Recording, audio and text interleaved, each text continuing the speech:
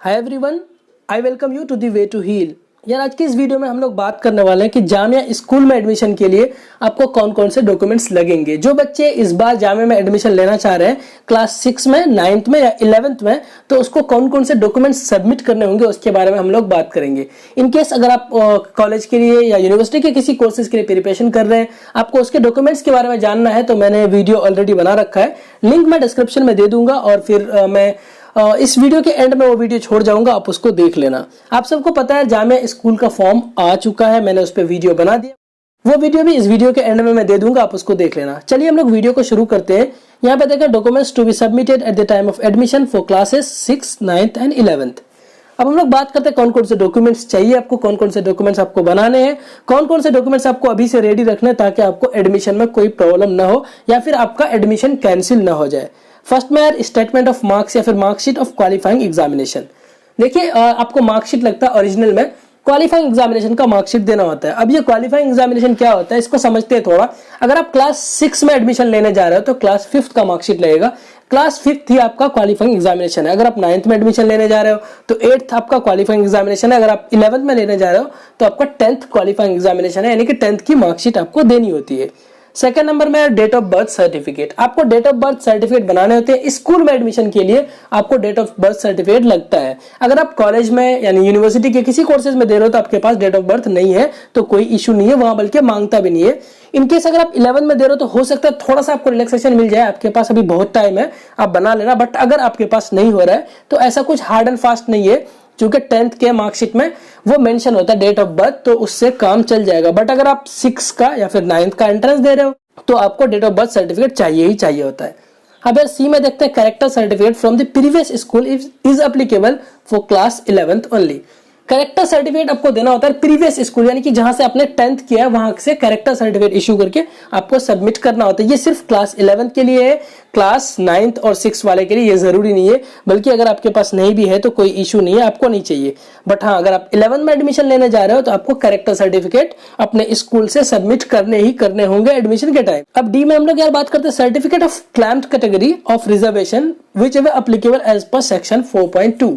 यहाँ पे कह रहे हैं कि जिस कैटेगरी में आप क्लेम कर रहे हो, यानी कि मुस्लिम ओबीसी हो सकता है, मुस्लिम एसटी हो सकता है, या फिर जो भी कैटेगरी आपको अगर हो सकता है कश्मीरी माइग्रेंट जम्मू कश्मीर से, या फिर आप कह लो और डिसेबिलिटी के कैटेगरी से अगर आप अप्लाई करते हो तो उसके लिए आपको यार सर्टिफिकेट शो करने होते हैं। यानी कि जो भी कैटेगरी आपका है वहां से सर्टिफिकेट शो करने होते हैं, जो कि आपको अप्लीकेबल यहाँ पे आपको दिखाया जा रहा है कि सेक्शन 4.2। मैं आपको दिखा दे रहा हूँ सेक्शन 4.2 कहाँ है। यार ये है आपका सेक्शन 4.2। यहाँ पे चीजें हैं, आप रीड कर लेना। इस पीडीएफ को मैं टेलीग्राम चैनल पे अपलोड कर दूंगा, मैंने उसे कल ही कर रखा है। टेलीग्राम चैनल का लिंक डिस्क्रिप्शन में और फर्स्ट कमेंट। आप यहाँ से ये वाली चीज पढ़ लेना, आपको समझ में आ जाएगा। आप सारी चीजें पढ़ लेना यहाँ पे क्या क्या कैटेगरी की बात किया गया है। जैसे कि यार यहाँ पे बात किया गया एक मुस्लिम कैटेगरी, एक मुस्लिम ओबीसी आता है, या मुस्लिम एसटी, ऐसे करके आपकी डिसेबिलिटी कैटेगरी है। ये सब चीजों के बारे में यहाँ बात किया गया कि कितने कितने % रिजर्वेशन है। इसके बारे में मैं कभी और बात करूंगा आपके साथ। अभी हम लोग डॉक्यूमेंट्स के बारे में बात करते हैं। अब यार ई में हम लोग देखें duly filled and signed self declaration form C section 4.3। Self declaration form भी आपको सबमिट करना होता है, जो कि आप सेक्शन 4.3 में देख सकते हैं। जैसा कि मैंने अभी यार नीचे दिखाया आपको सेक्शन 4.2, यहाँ पे देखें। इसी तरह से यहाँ पे सेक्शन 4.3 भी आप इसको पूरा रीड कर ले। यहाँ देख रहे हैं ये आपका सेक्शन 4.3, इसको आप रीड कर लेना। यहाँ पे बस ये बताया गया, मैं यहाँ पे बता ही दूं यार कि कश्मीरी माइग्रेंट के जो बच्चे हैं, कश्मीरी माइग्रेंट वाले, उनको यार आपको डोमिसाइल सर्टिफिकेट नहीं लगता है। आपको डोमिसाइल सर्टिफिकेट नहीं लगता अगर आप कश्मीरी माइग्रेंट हो तो। और आप टोटल जितनी सीट्स है ना, अगर समझ लीजिए 100 सीट है तो 5 बच्चों का उस कैटेगरी में एडमिशन होगा, उससे ज्यादा बच्चों का नहीं होगा। यानी कि 5% बच्चों का, अगर आपके पास 100 सीट है मैंने अभी बताया, तो आपको 5 बच्चे का ही एडमिशन होगा उस सीट में। उसके बाद यहाँ पे बोला जा रहा है कि आपको डोमिसाइल सर्टिफिकेट नहीं लगेगा। आपको सर्टिफिकेट जो लगता है डिविजनल कमिश्नर से बनाया हुआ सर्टिफिकेट होना चाहिए, जिस स्टेट के यानी स्टेट के यूनियन टेरिटरी जो भी यहाँ मेंशन है वहां से आपको सर्टिफिकेट बनाया हुआ होना चाहिए डिविजनल कमिश्नर से।